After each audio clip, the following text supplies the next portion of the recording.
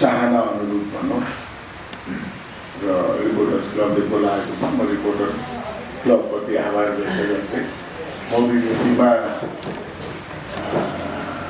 देखिएका केही कुरा लगायत चाहिँ नि यसले अर्थतन्त्रमा भोलिको दिनमा कसरी असर पार्छ भन्ने कुराहरू पनि केही मैले जानेका कुराहरू म बताउन चाहन्छु। योभन्दा अगाडि पूर्व गभर्नर साहबले बताउनु भएको कुरामा म 100% सहमत छु, त्यसमा कुनै मेरो खोज छैन।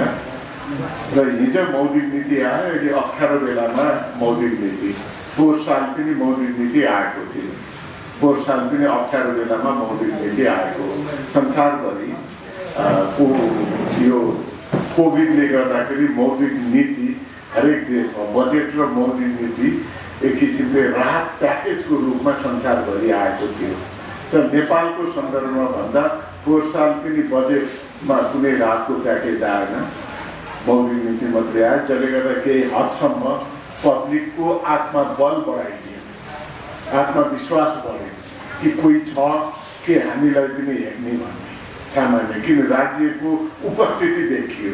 किन भन्दा अहिलेको परिस्थितिमा राज्यको परिभाषा नै फरक भएको छ, देशको परिभाषा फरक भएको छ। अनि कोभिडले गर्दाखेरि के भयो भनेर भन्दाखेरि यो अप्ठ्यारो स्थितिमा सरकारले पनि केही गर्नुपर्छ भन्ने मान्यता स्थापित भइसक्यो। त्यस कारणले गर्दाखेरि संसारमा सबै देशका सरकार र केन्द्रीय ब्याङ्कले केही न केही गरेका छन्। उदाहरणको लागि भारतमा कुल जीडीपी को 10%, कुल ग्राह्य उत्पादनको 10% नै राहत पुनरुत्थानको लागि, आर्थिक पुनरुत्थानको लागि छुट्याएको छ र त्यसलाई सपोर्ट गर्दै केन्द्रीय ब्याङ्कले धेरै अरू कार्यक्रमहरू चाहिँ नि आर्थिक पुनरुत्थानको लागि ल्याएको थियो।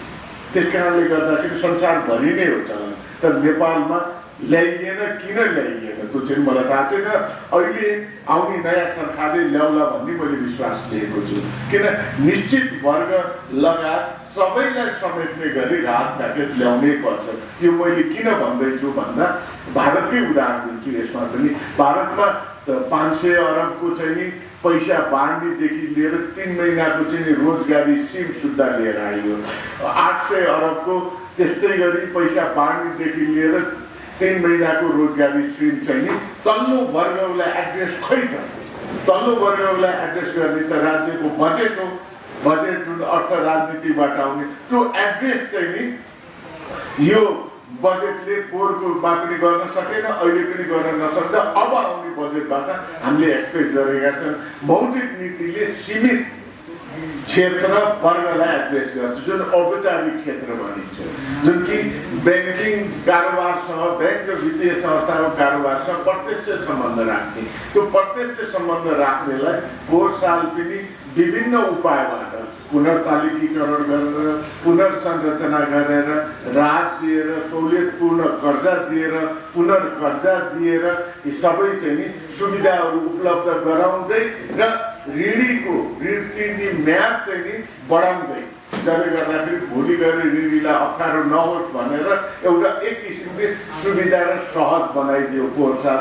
त्यही रूपलाई अहिले पनि बढाएको छ, जसले गर्दाखेरि चाहिँ नि केही हदसम्म यो तेस्रो लहरको रूपमा जुन आइरहेको कोभिडले गर्दाखेरि आर्थिक पुनर्स्थानमा सहयोग पुग्ने भन्ने मैले विश्वास लिएको छु।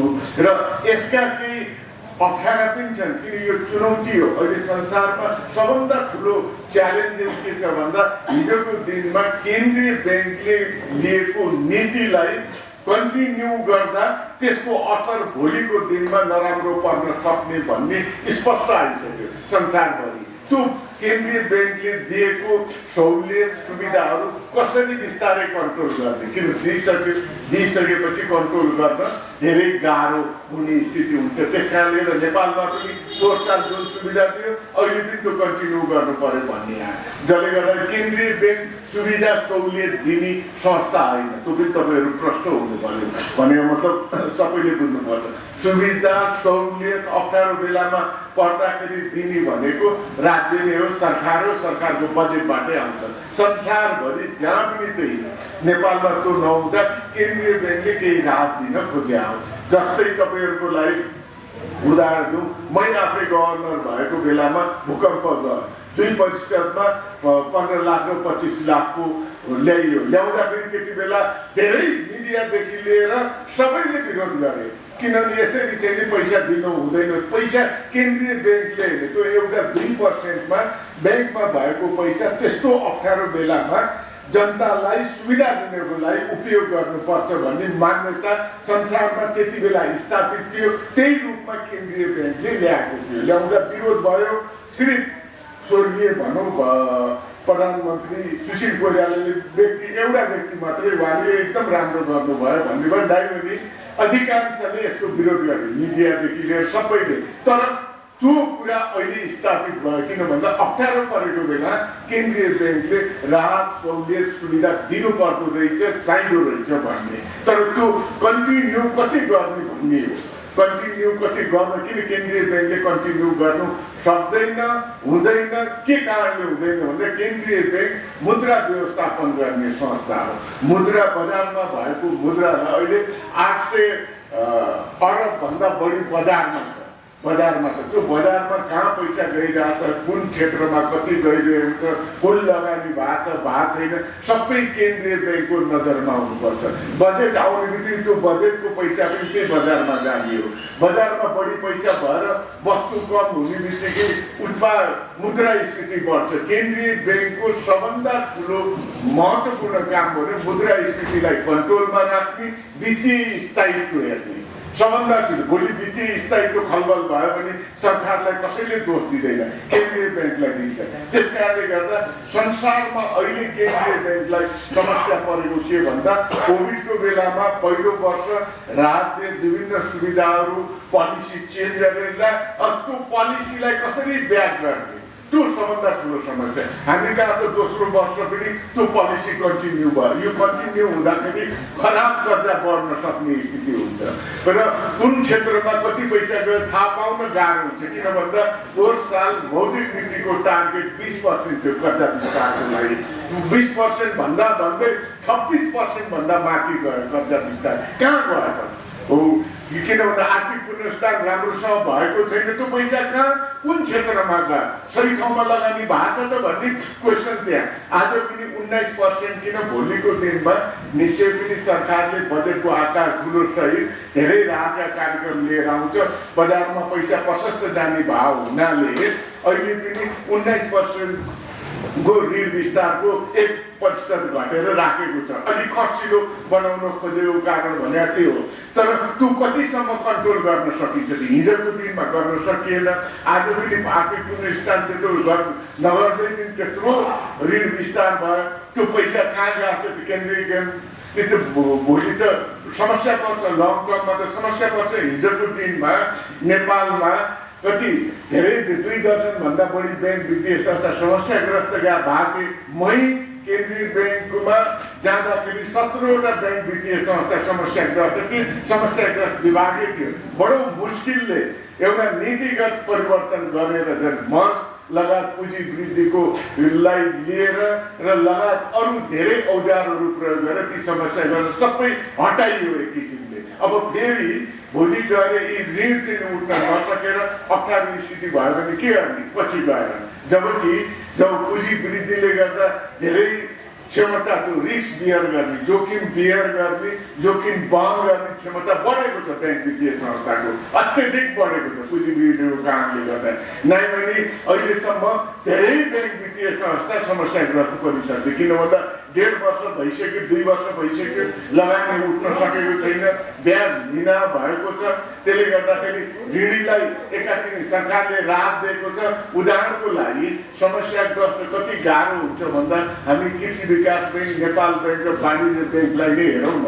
उनीहरूले राहत पाए, सस्तो ब्याजमा ऋण पाए, पछि अर्को सरकार आए मिना गर्थे, जसले गर्दा ती समस्या परेर चाहिँ करिब 10 अरब रुपियाँ चाहिँ विश्व ब्याङ्कबाट लिएर सुरुमा 7 अरब, पछि अरू 2-3 अरब बढाएर चाहिँ त्यसरी चाहिँ के भयो भने नेपाल ब्याङ्क, वाणिज्य ब्याङ्क, कृषि विकासलाई रेस्क्यु गर्नु पर्यो। त्यस कारणले त्यो स्थिति भोलिको दिनमा नआओ। अत्यन्त अनुशासित हो वित्तीय क्षेत्र। त्यस कारणले गर्दाखेरि हामीलाई चिन्ता के हो भनेर भन्दा केन्द्रीय ब्याङ्कको मात्रै देशको आर्थिक उत्थानलाई केन्द्रीय ब्याङ्कले त मुद्रा व्यवस्थापन गर्ने र मुद्रास्फीतिलाई ठाउँमा राख्ने हो। सरकारले हो आर्थिक वृद्धिलाई टेवा दिने, राहत गर्ने, आर्थिक आय विभिन्न कार्यक्रमहरू लिएर आउने सरकारको बजेटबाट हो। यस्तो बेलामा सम्बोधन गर्नुपर्ने सरकार नै हो। तर केन्द्रीय ब्याङ्कले केही हदसम्म अन्तर्राष्ट्रिय मान्यता र अन्तर्राष्ट्रिय स्तरमा देखिएका आधारलाई हेरेर चाहिँ नि केही हदसम्म सहुलियतपूर्ण कर्जा, पुनर्कर्जा लगायत साना र लघु व्यवसायहरूलाई कर्जादेखि लिएर सम्पूर्ण यातायात व्यवसायदेखि लिएर सबै क्षेत्रलाई छुन खोजेको छ, जुन कि उसको आफ्नो दायरा भन्दा केही हदसम्म अलिकति हटेर उसले अगाडि बढेको छ। किन भन्दा एक किसिमले इकोनोमिक भ्याकुम भयो भनेर। त्यस कारणले गर्दा यो पोलिसी ब्याक भोलि राम्रोसँग हुन सकेन भने त्यसले चाहिँ नि अर्थतन्त्रमा समस्या लिएर आउँछ। मुद्रास्फीति त मैले भनिहालेँ, हाम्रो अगाडिको उसले पनि बढ्ने निश्चित छ। किनभने आर्थिक क्रियाकलाप नबढुन्जेलसम्म हाम्रो रेमिटेन्समा आधारित अर्थतन्त्र, रेमिटेन्समा आधारित यो राजस्व आर्थिक क्रियाकलाप नबढुन्जेलसम्म आर्थिक रूपमा कि बाहिरबाट आउने सामान निश्चय महँगो हुन्छ। किन भन्दा अन्तर्राष्ट्रिय जगतमा पेट्रोलियम पदार्थदेखि लिएर सबै चिजहरू चाहिँ महँगो पनि हुँदैन, संसारमा महँगो हुने स्थिति पनि छ। त्यसमा पनि हामी कहाँ त भारतबाट अधिकांश आउने भाव हुनाले महँगो हुने निश्चित छ। र त्यस कारणले गर्दाखेरि भोलि आउने बजेटमा आएको पैसालाई पनि व्यवस्थित रूपमा मुद्रा व्यवस्थापन गरी मुद्रास्फीतिलाई कन्ट्रोलमा राखेर सरकारले टार्गेट गरेको कति गर्छ अब सरकारले टार्गेट आउने नयाँ सरकारले गरेको चाहिँ आर्थिक वृद्धिलाई अगाडि बढाउन सहयोग पुर्याउन चाहिँ नि धेरै च्यालेन्ज चाहिँ नि मौलिक नीतिमा छ। तर त्यो भन्दै मौलिक नीतिले चाहिँ नि केही हदसम्म एउटा सीमित समुदाय वर्गलाई चाहिँ नि एउटा औपचारिक क्षेत्रलाई राहतको रूपमा यो मौलिक औजारहरू प्रयोग गरेर चाहिँ नि सहज बनाइदिएको छ। भोलि त हेर्नु छ, किन कार्यान्वयन पक्ष कति तगडा हुनसक्छ, जसले गर्दाखेरि भोलिका दिनले बताउँछन्। धन्यवाद। ल भन्नु न, तपाईँले जे जे सोध्नु छ सोध्नुहोस्। अहिले आएको मौद्रिक नीतिले चाहिँ पुँजी बजार क्षेत्रलाई कस्तो असर गर्छ? पुँजी बजारलाई मौद्रिक नीतिले तपाईँहरूलाई भनाउँ नपर्नु, पुँजी बजारलाई राम्रो गर्छ। बाहिर चाहिँ अब ठुला लगानीकर्ताले धेरै एउटै व्यक्तिले एउटा ब्याङ्कबाट 4 करोड लिन पाउँछ भनौँ, अनि 12 करोडसम्म लिन पाउँछ भने एउटा परिवारमा 4 जना भने 12 चौको 48 करोड चाहिँ एउटै परिवारबाट जाँदो रहेछ त पुँजी बजारमा। कहाँनिर कसरी पुँजी बजारलाई अप्ठ्यारो पारेको छ देख्दिनँ मैले। झनै कडा गरे भने त गफै जस्तो लाग्यो, झन् कुकुलो बनाइदिएको छ, सहज छ। त्यसले गर्दा एउटा समस्या चाहिँ भोलिको दिनमा बजारमा पैसा आयो भने ब्याङ्कमा वित्तीय संस्थामा पैसा कम हुने बित्तिकै एउटा प्रचलन के छ भन्दा पुँजी बजार ब्याज बढ्छ, ब्याज बढ्ने बित्तिकै पुँजी बजारमा पैसा कम जाने स्थिति हुन्छ।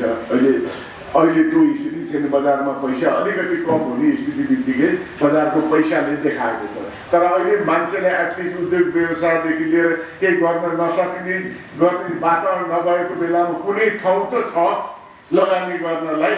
त्यसरी हेरौँ न, नेपालको त्यो हामी भन्छौँ नि अब यहाँ त कुरा त ठुल्ठुला गर्छन्, के नेपालमा पुँजी बजार बढेर के अरू यस्तै छ। अमेरिकामा बढेको छ 30%। अमेरिकाको पुँजी के अरे न्युयोर्क स्टक एक्सचेन्ज 30 पहिले यो कोभिडको बेलामा।